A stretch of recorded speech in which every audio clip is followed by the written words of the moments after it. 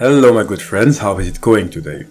Today in this video we have a special video about a Digimon I wanted to discuss quickly after going through the Godsumon line. And I say so because Godsumon is a mineral Digimon, perhaps even the most popular mineral Digimon out there, and so I wondered what other cool mineral Digimon that is lurking within the digital world. And I stumbled upon SUNARIZAMON, who is such an amazing Digimon, and I'm not even talking yet about its digivolution line. You see, SUNARIZAMON is a classic example of how the Digimon universe produces all sorts of life forms with sometimes crazy aspects to it that make up the entire Digimon and eventually also its digivolution line. I say so because if the name didn't say it already, SUNARIZAMON is based on the sand lizard. They depend heavily on bare sand where they can bask and lay their eggs. But to have it develop a digital reincarnation that took the form of SUNARIZAMON, it means that the Digimon walks around with two types in its genes. On the one end, it is a reptile Digimon. You will see later on through its line that SUNARIZAMON has its link towards Dracomon, who is the progenitor of all dragon-type Digimon. On the other hand, it is also a mineral Digimon, exactly like Godsumon, who by the way also had developed reptilian genes later on, as one of its line would make it digivolve into dinosaur Digimon like Monochromon, Vermilimon and so forth. But being the combination of a lizard type and a reptile type, SUNARIZAMON's main habitat became the desert, and that's the only location you should imagine when thinking about its digivolution line. And luckily, if you haven't noticed, the Digimon universe has so many deserts, like the Server Desert in Digimon World Next Order, one of the finer deserts I would say. There's also the Mobius Desert in Digimon World 3. And within the desert, that's where you will find SUNARIZAMON. Although the finding might be a bit of a challenge, as despite acting in groups, they are always camouflaging themselves, so it can be quite hard to spot one. To top it off, by regulating the volume of sand that composes its body, it is able to expand, contract, and transform its limbs and tail, making it even more difficult to identify its figure once it has blended in with the desert.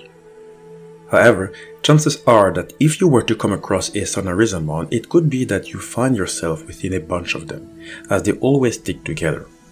It's reached a point where the sand might sometimes look like quicksand, but it just so happened to be a large group of them. And they are fierce, as they always attack in groups. Individually, they can defend themselves from intruders by transforming their forelimbs to being claw-shaped, or they can shave off the enemy's body with sand that it spits out aggressively.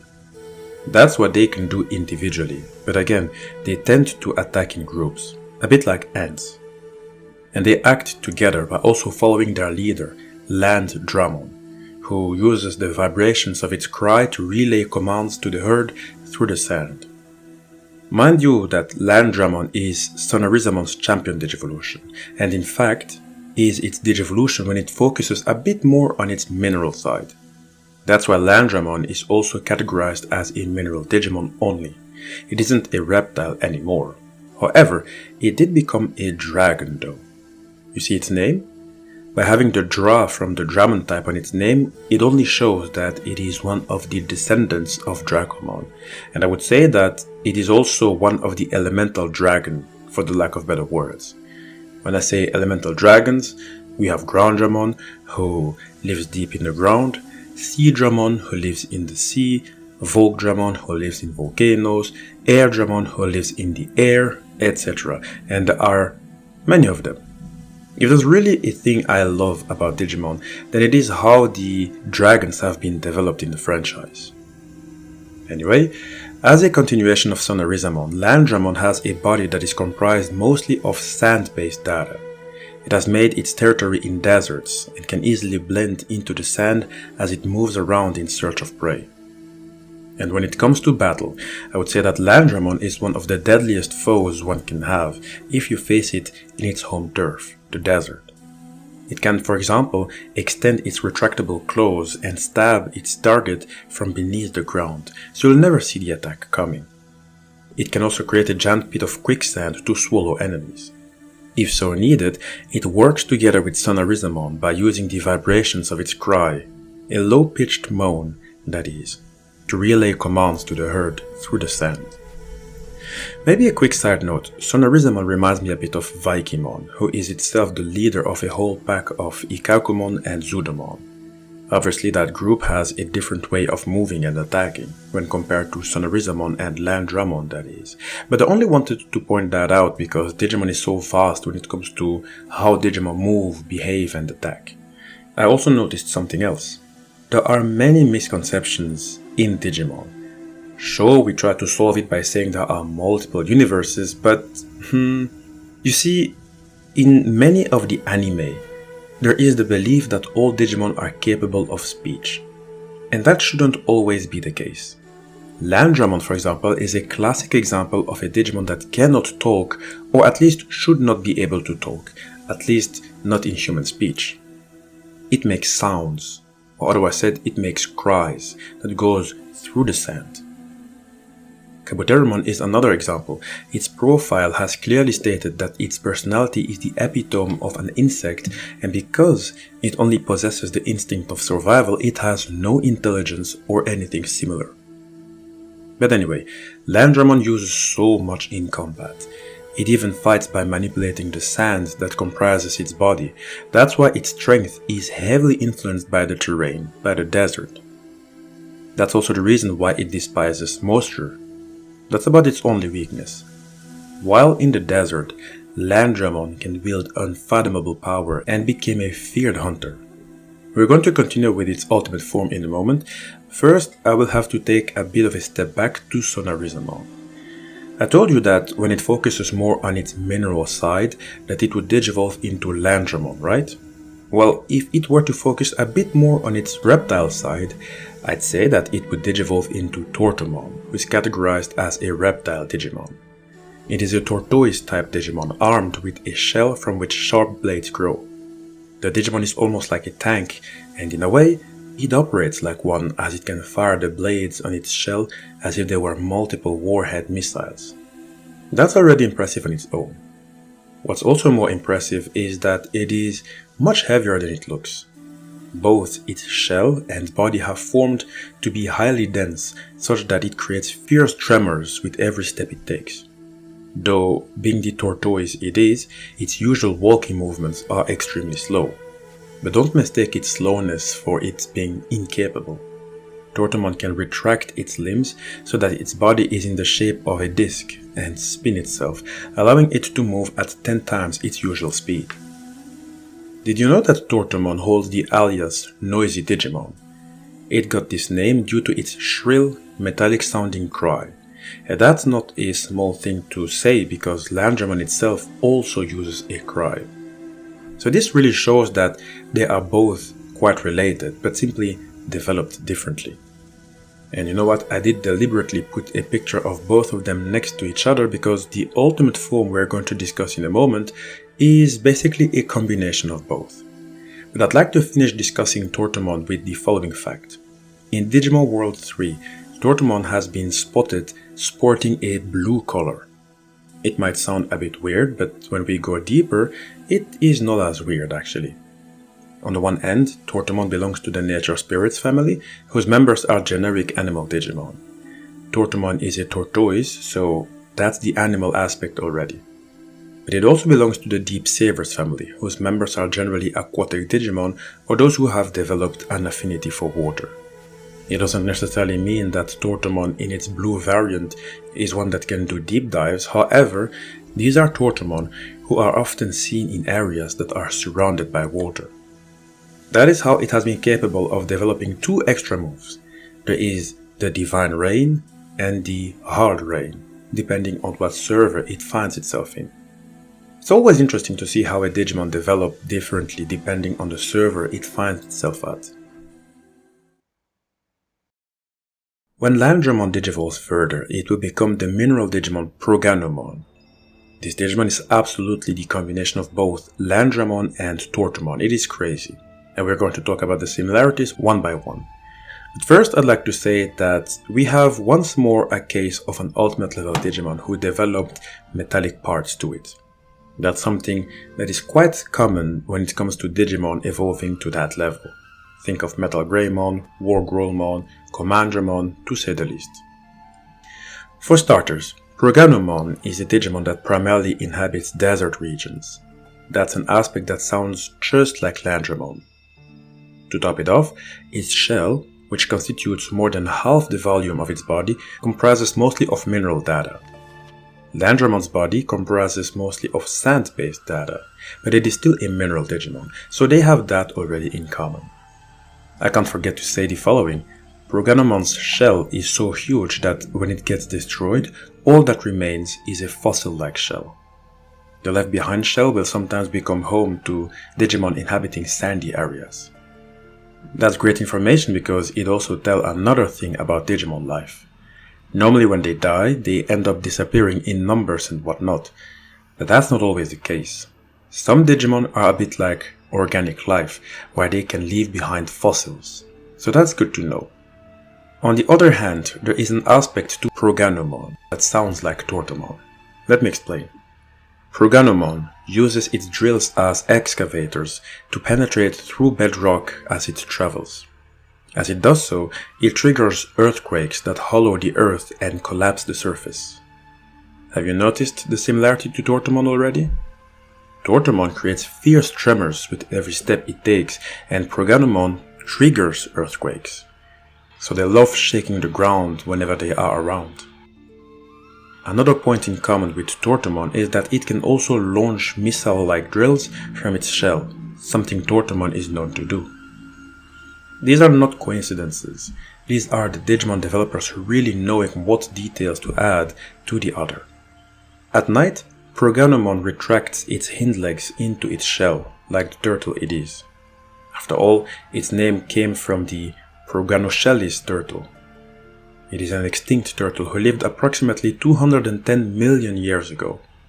But interestingly, while the turtle was only 1 meter in length, or 3.2 feet, Proganomon grew to become 48 feet or 14.6 meters, so the difference is quite striking.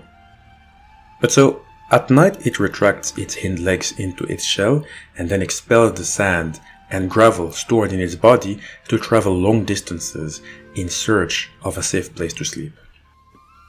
Now, if you believe that Proganomon is huge, then you haven't heard of its Mega Digivolution yet, which is the Mega level mineral Digimon PYRAMIDIMON, who came at a whopping 170 feet more or less, or 51 meters. This Digimon is enormous. It has an extremely large body, and you know what? Its story of how it came to be is extremely interesting. It actually digivolved from the data of ancient ruins scattered throughout the digital world. And I repeat, Digimon has its fair share of deserts, and usually these deserts have a whole lot of history. That's why you tend to find ruins there, or proof of some form of life or civilization. And PYRAMIDIMON is sort of like the Digimon embodiment of that lost knowledge, hence why, after having absorbed both ruins and the ancient data stored within them, it has developed extraordinary intelligence, along with the power to hold against enormous armies. To be really fair with you, unless the opposing Digimon is one with serious power, there is technically no way to really defeat PYRAMIDIMON, if I may say so. Its body, for example, not only the massiveness of it, its body is made up of sand data and is surrounded by a perpetual sandstorm that keeps ordinary Digimon from approaching. It can use the Zufur Caboose move, where it spins its pyramidal fingers and pulverizes the enemy. It can smash the enemy from overhead with the pyramids on its shoulders. That move is called Apesh Akab, with Apesh being a reference to an ancient Egyptian deity of the night, darkness and the underworld, uniquely depicted as a man with the head of a turtle or tortoise. And just from the name of the move alone, as they refer to Apesh, we can trace that name back to Tortomon, who, even if it's not official, could be seen as PYRAMIDIMON's champion level. PYRAMIDIMON also has a move called Laena Kamsin, or translated as the Curse of Kamsin. It is a curse where it unleashes a devastatingly erosive sandstorm from the eye on its chest. Kamsin is Arabic for an oppressively hot, dry and dusty southerly wind that blows from the Sahara Desert. Even if, by coincidence, you manage to make Pyramidimon suffer massive damage, it can instantly regenerate by absorbing sand from its surroundings. As such, it is extremely difficult to stop this Digimon without landing a direct hit on its Digicore. This Digimon is simply way too powerful. The only drawback it has is that it consumes vast amounts of energy when active. That's why it typically spends a lot of time asleep, camouflaging itself as a pyramid. And the sleeping reminds me a bit of Proganomon, who at night is also looking for a place to sleep. So you see, in some way the Digimon developers always know how to refer back to the previous form in a very subliminal way, but you need to keep your eyes open, and you need to be open for details. Now let's say it is best not to wake up Pyramidimon. This Digimon has, again, not just the power to hold its own against armies, it also has the knowledge to do so. Absolutely one of my favorite Digimon in the Digimon franchise, hands down. AstroMenuisix7346 wrote the following: Proganomon has an alternate evolution called MAGNETICDRAMON. End quote. Shout out to AstroMenuisix. I did release this video already, but when I noticed the comment, I realized that I skipped such an important Digimon within SUNARIZAMON's line, and I apologize for it. So again, thank you. But indeed, Proganomon has another digivolution outside of Pyramidimon, namely the Dragon Digimon MAGNETICDRAMON. Again, you already know how fascinated I am about dragons, so seeing this addition is something truly amazing to me, and God, this Digimon is simply amazing. Just look at its appearance. I believe it has 3 heads, which is a bit like Landramon, who we have discussed previously. Landramon being a vegetation Digimon, but with dragon roots. One of my favorite dragons out there, by the way, but now we have MAGNETICDRAMON, who is categorized as a rock dragon Digimon. This is important information, by the way, and I say so because there was only one Digimon that was classified as such, namely Landramon and its digivolution line. And we did talk about this Digimon extensively in its own video. We claimed that it is a god in some sorts, in the digital world it finds itself in. And now, it isn't the only rock dragon type Digimon anymore, as it was joined by MAGNETICDRAMON, who came from the line of SUNARIZAMON. Which isn't a surprise. Don't forget that we already mentioned that SUNARIZAMON has reptilian genes, and usually Digimon with those genes have the ability to either evolve into dragons or dinosaurs, the latter being treated somewhat as a stage before becoming an actual dragon. Take a Gotsumon, who is a mineral/ore type Digimon. It didn't evolve to become a dragon. It remained a dinosaur through Monochromon and Vermilimon. SUNARIZAMON became a dragon, and not just any kind of dragon. Let us get to exploring it, shall we? The name says it all. It is a dragon with the concept of magnets that defined its whole being. Its body is clad in an armor-like layer of hard rock, so again, the concept of mineral types, ore types or rock types, which can be seen as nephews or brother types of each other, is still very much present. Interestingly, while being classified as a rock dragon Digimon, the only rock on itself is the armor that it carries. But in truth, it is a very unique Digimon whose structural data does not comprise any matter. Do you remember Dracomon? This being is a bit similar to MAGNETICDRAMON in the sense that although it appears to be solid and made of matter, Dracomon really has no actual substance. These Digimon are particularly dangerous because it usually requires special ways if you would like to stop it. Also, when we put MAGNETICDRAMON next to its brother Pyramidimon, they are also both a bit similar in the sense that even if Pyramidimon is made of matter, it is still made of sand. It is the substance it is made of, hence why it is also really difficult to stop it. In fact, it can even heal by using the sand around itself. So both MAGNETICDRAMON and PYRAMIDIMON are tough Digimon in terms of how difficult it is to get through, to stop them or to truly hurt them. Remember how I said that Pyramidimon has this sort of perpetual sandstorm around it, which makes it difficult for ordinary Digimon for simply approaching it? Well, MAGNETICDRAMON is similar but with another element. Its body, which looks as if it were pure electricity, holds substantial energy reserves and produces a powerful magnetic field, which it then uses to perform a magnetic pull to attract the rocks forming its body. That is how it is always armored.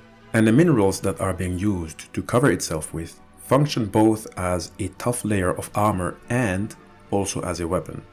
And speaking of weapons, you have to see how MAGNETICDRAMON attacks. It can shoot out high velocity projectiles made from charging the magnets on its body. It can trap enemies in a powerful magnetic field, crushing them with rocks, and here's my favorite, it can deliver a wide-range electromagnetic pulse that temporarily disables its foe's digicores and can potentially stun them.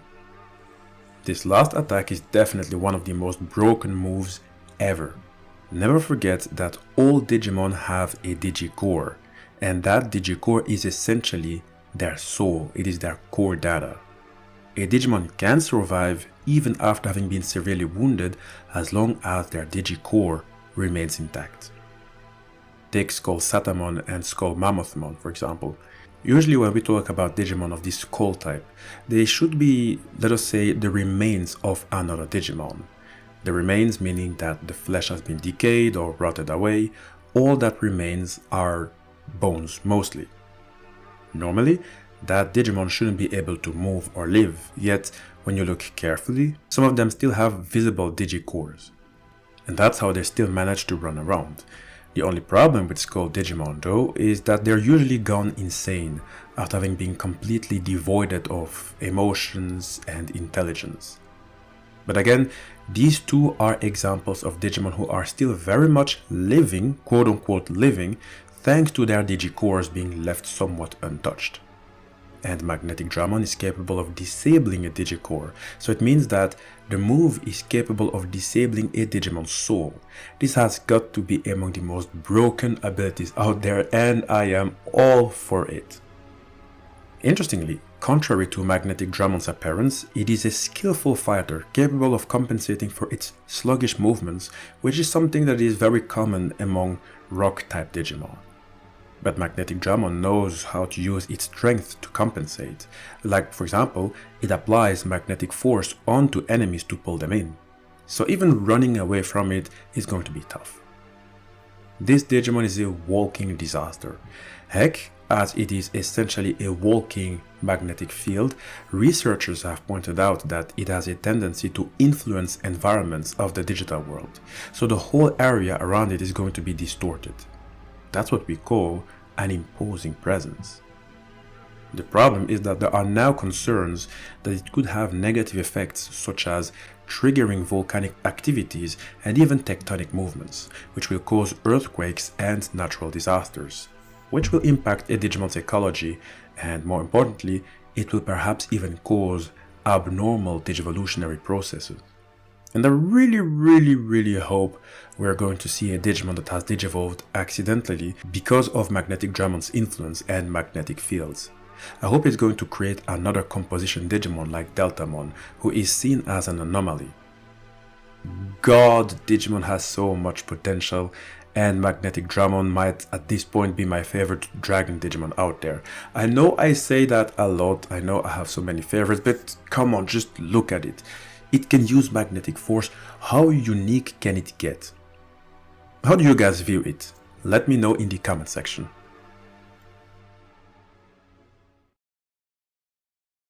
Hi guys, this is the end of the video. I hope you enjoyed it. I love to go through these Digimon. Seriously, there is always something new that will come up. The Digimon franchise will always be an underrated one. It is so big and really underrated, and it is too bad. And you know what, it's not that I'm going to underestimate its audience's reach, but it is known that it isn't considered a juggernaut franchise. But that's okay, we're going to keep on exploring the world and make it more interesting for newcomers. For that, I will obviously need your help. Please like the video and leave a comment if you enjoyed it. Don't forget to subscribe, and know that all Digimon videos are placed in various Digimon playlists which are always updated. That way you can catch up to newer and older videos.